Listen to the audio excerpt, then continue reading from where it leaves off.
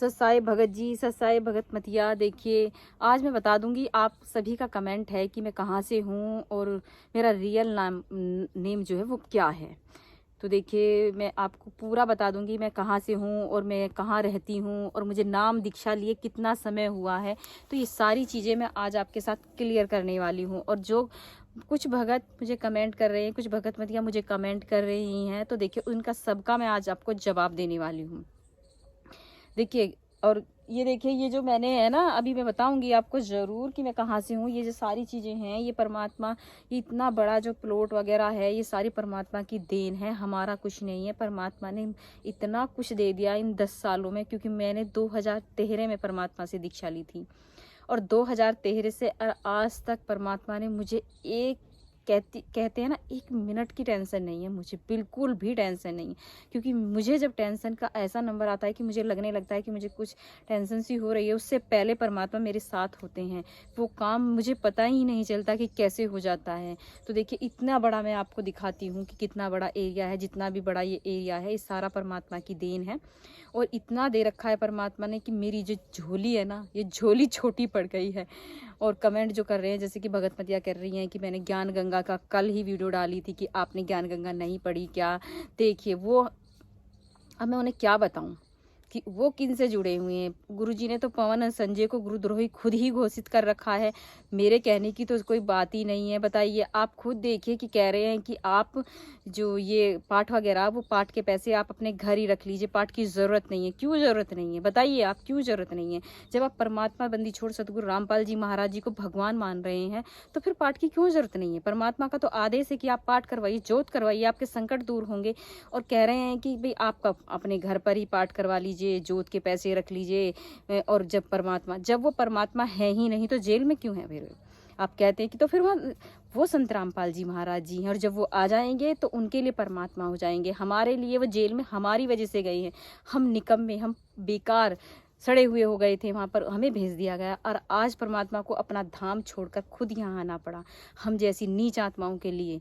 वो कहाँ जेल में, जेल में तो हम हैं, अज्ञानता की वजह से। जिन लोगों को पता नहीं है, जेल तो एक काल जेल में हम फंसे हुए हैं। परमात्मा कोई जेल में नहीं है, परमात्मा का संचालन हो रहा है। जहाँ वो बैठे, जहाँ वो बैठ जाते हैं, वहाँ तो धाम हो जाता है। समझने वालों की क्या बताऊं, जो समझ नहीं रहे हैं उन्हें कैसे समझाऊं मैं कि परमात्मा कहीं दूर नहीं है। परमात्मा हमारे ही पास होते हैं, हर मिनट हर सब वो हमारे साथ होते हैं।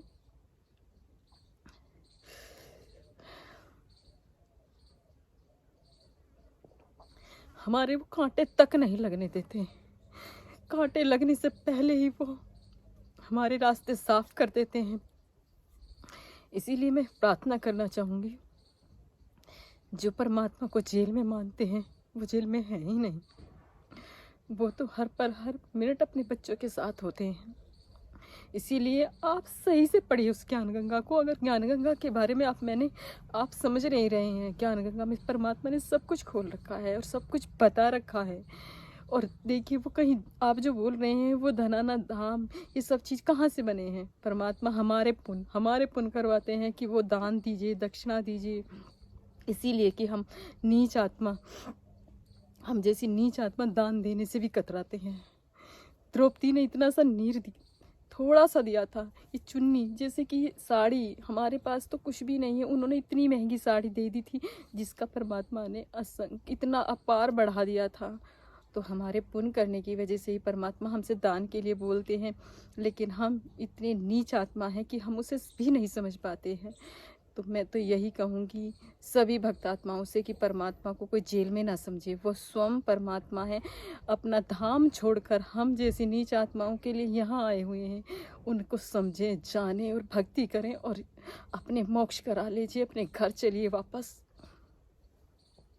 फिर दोबारा नहीं मिलेगा ये मौका। तो जितने भी भक्तियाँ मुझे देख रही हैं, उन सभी से प्रार्थना है कि परमात्मा की भक्ति करें।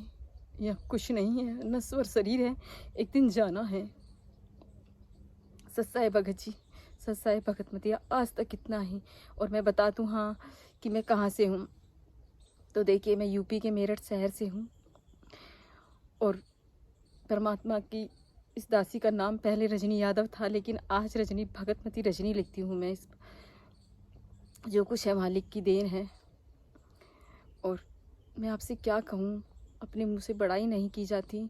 परमात्मा हर मिनट मेरे साथ होते हैं, और हर मिनट मेरे क्या सभी के साथ होते हैं। बस आपको ज़रूरत है तो भक्ति की।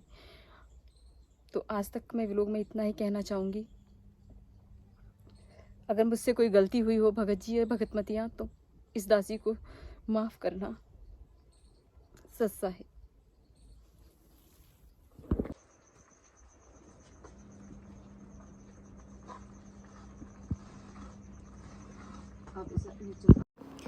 आज हम बच्चों की फरमाइश पर बना रहे हैं मिठाई। देखिए मिठाई बना रहे हैं घिया की लोज, क्योंकि आपको तो मालूम ही होगा कि हम जन्माष्टमी वगैरह नहीं मनाते हैं।